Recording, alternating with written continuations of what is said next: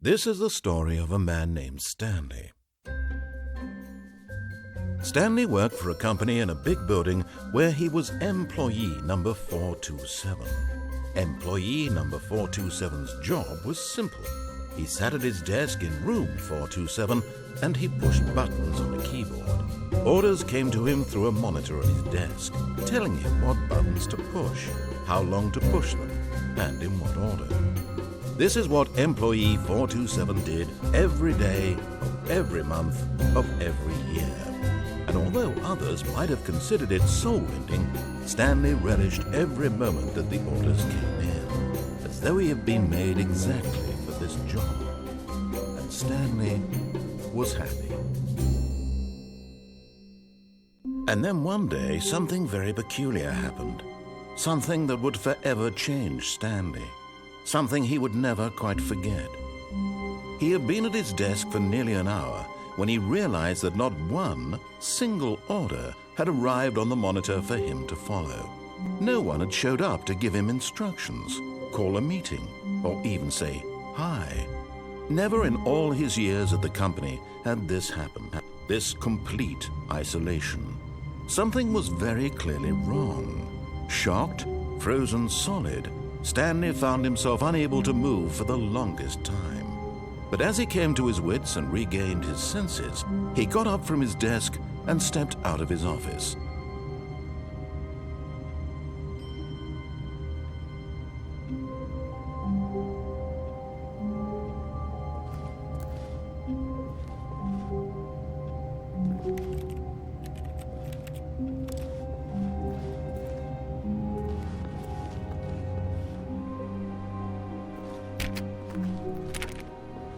All of his co-workers were gone. What could it mean? Stanley decided to go to the meeting room. Perhaps he had simply missed a memo. No matter how hard Stanley looked, he couldn't find a trace of his co-workers.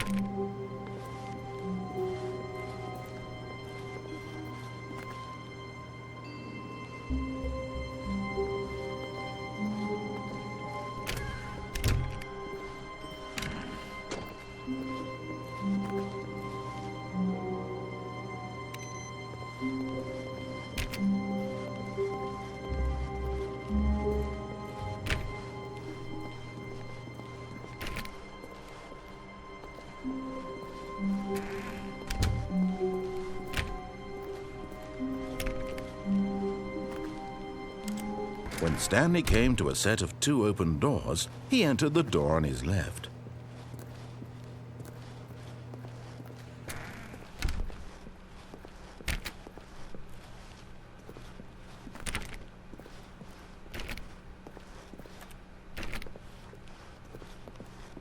Yet there was not a single person here either. Feeling a wave of disbelief, Stanley decided to go up to his boss's office, hoping he might find an answer there.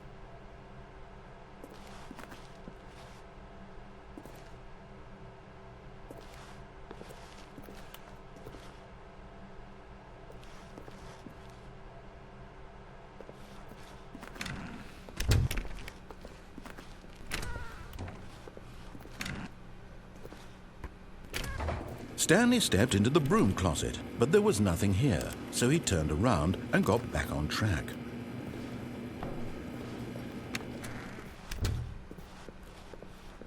Coming to a staircase, Stanley walked upstairs to his boss's office.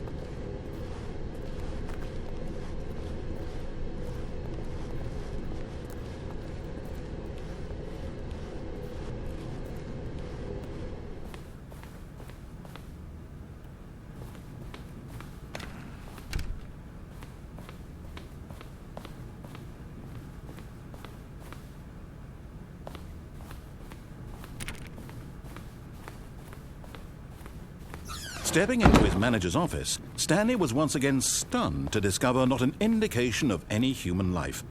Shocked, unraveled, Stanley wondered in disbelief who orchestrated this, what dark secret was being held from him. What he could not have known was that the keypad behind the boss's desk guarded the terrible truth that his boss had been keeping from him, and so the boss had assigned it an extra secret PIN number, 2845. But of course, Stanley couldn't possibly have known this.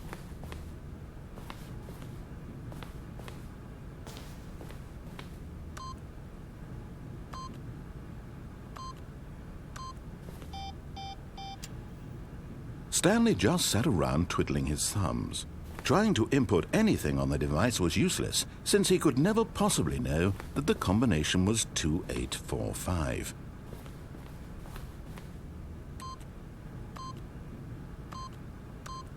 Yet incredibly, by simply pushing random buttons on the keypad, Stanley happened to input the correct code by sheer luck. Amazing. He stepped into the newly opened passageway.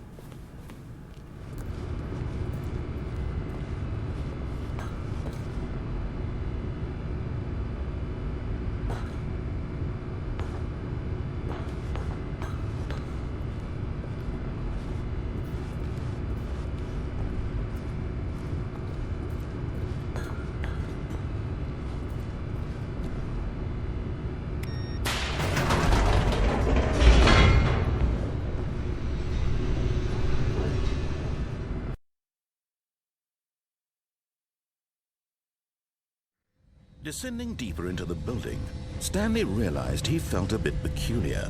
It was a stirring of emotion in his chest, as though he felt more free to think for himself, to question the nature of his job. Why did he feel this now, when for years it had never occurred to him? This question would not go unanswered for long.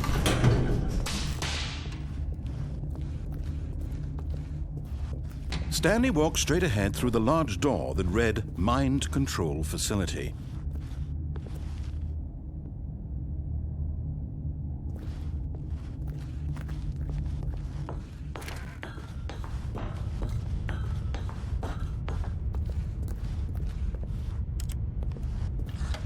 The lights rose on an enormous room packed with television screens. What horrible secret did this place hold? Stanley thought to himself. Did he have the strength to find out?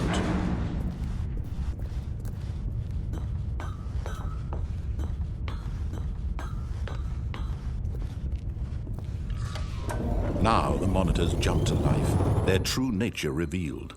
Each bore the number of an employee in the building, Stanley's co-workers. The lives of so many individuals reduced to images on a screen, and Stanley, one of them, eternally monitored in this place where freedom meant nothing.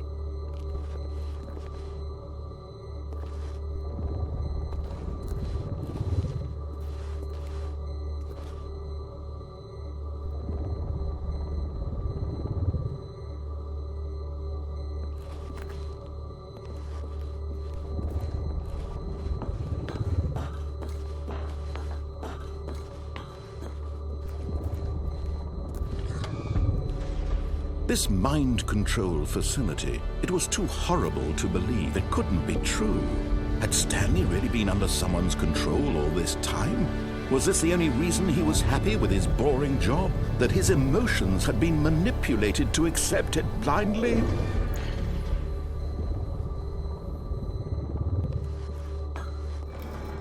No, he refused to believe it. He couldn't accept it. His own life in someone else's control? Never!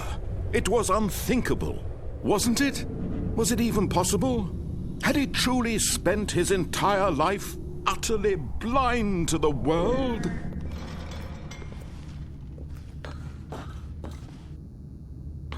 But here was the proof, the heart of the operation. Controls labeled with emotions, happy or sad or content. Walking, eating, working, all of it monitored and commanded from this very place. And as the cold reality of his past began to sink in, Stanley decided that this machinery would never again exert its terrible power over another human life. For he would dismantle the controls once and for all.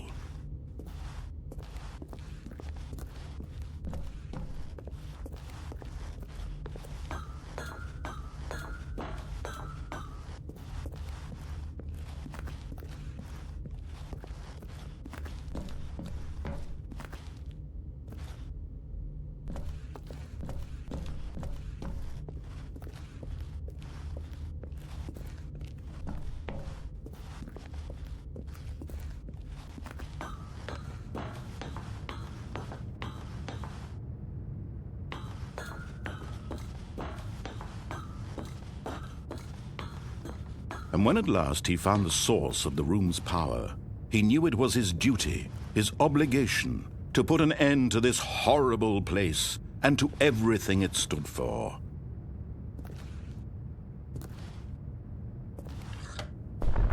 Oh, Stanley, you didn't just activate the controls, did you? After they kept you enslaved all these years, you go and you try to take control of the machine for yourself. Is that what you wanted? Control? Oh, Stanley, I applaud your effort, I really do. But you need to understand, there's only so much that machine can do. You were supposed to let it go, turn the controls off, and leave. If you want to throw my story off track, you're going to have to do much better than that. I'm afraid you don't have nearly the power you think you do. For example, and I believe you'll find this pertinent, Stanley suddenly realized he had just initiated the network's emergency detonation system. In the event that this machine is activated without proper DNA identification, nuclear detonators are set to explode, eliminating the entire complex. How long until detonation then? Let's say 2 minutes. Now this is making things a little more fun, isn't it, Stanley? It's your time to shine. You are the star. It's your story now. Shape it to your heart's desires. Oh, this is much better than what I had in mind. What a shame we have so little time left to enjoy it. Mere moments until the bomb goes off. But what precious moments each one of them is. More time to talk about you, about me, where we're going, what all this means. I barely know where to start. What's that? You'd like to know where your co-workers are? A moment of solace before you're obliterated? All right, I'm in a good mood. You're going to die anyway. I'll tell you exactly what happened to them. I erased them. I turned off the machine. I set you free. Of course, that was merely in this instance of the story. Sometimes when I tell it, I simply let you sit there in your office forever, pushing buttons endlessly and then dying alone. Other times, I let the office sink into the ground, swallowing everyone inside, or I let it burn to a crisp. I have to say this, though, this version of events has been rather amusing. Watching you try to make sense of everything and take back the control wrested away from you, it's quite rich. I almost hate to see it go. But I'm sure whatever I come up with on the next go-around will be even better. My goodness, only 34 seconds left. But I'm enjoying this so much. You know what? To hell with it. I'm going to put some extra time on the clock. Why not? These are precious additional seconds, Stanley. Time doesn't grow on trees. Oh, dear me. What's the matter, Stanley? Is it that you have no idea where you're going or what you're supposed to be doing right now? Or did you just assume when you saw that timer that something in this room was capable of turning it off? I mean, look at you. Running from button to button, screen to screen, clicking on every little thing in this room. These numbered buttons, no, these colored ones, or maybe this big red button, or this door. Everything, anything, something here will save me. Why would you think that, Stanley? That this video game can be beaten? Won? Solved? Do you have any idea what your purpose in this place is? Stanley, you're in for quite a disappointment. But here's a spoiler for you. That timer isn't a catalyst to keep the action moving along. It's just seconds ticking away to your death. You're only still playing instead of watching a cutscene because I want to watch you for every moment that you're powerless, to see you made humble. This is not a challenge. It's a tragedy. You wanted to control this world, that's fine. But I'm going to destroy it first, so you can't. Take a look at the clock, Stanley. That's 30 seconds you have left to struggle. 30 seconds until a big boom and then nothing. No ending here, just you being blown to pieces. Will you cling desperately to your frail life, or will you let it go peacefully? Another choice. Make it count, or don't. It's all the same to me, all a part of the joke. And believe me, I will be laughing at every second of your inevitable life from the moment we fade in until the moment I say, happily ever after.